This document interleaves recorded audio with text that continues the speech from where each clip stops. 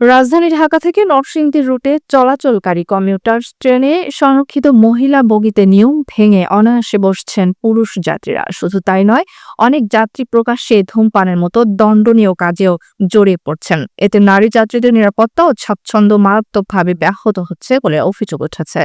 প্রতিদিনের মতো কর্মজীবী নারী, শিক্ষার্থী ও অভিভাবকরা মহিলা বগিতে ওঠার পর নিরাপদ পরিবেশের আশা করলেও বাস্তবে ঘটছে ভিন্ন চিত্র। পুরুষ যাত্রীরা এসব বগিতে উঠে উচ্চস্বরে কথা বলা, বসার জায়গা দখল এবং ধূমপানের মতো কর্মকাণ্ড চালিয়ে যাচ্ছেন, যার ফলে মহিলাদের মানসিক ও শারীরিক অস্বস্তি বাড়ছে।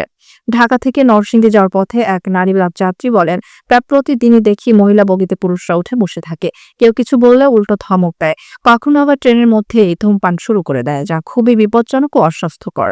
রেলওয়ে কর্তৃপক্ষের তরফ থেকে সময় মতো নজরদারি বা জরিমানা না করায় পরিস্থিতি আরও জটিল হয়ে উঠছে বলে ধারণা করা হচ্ছে।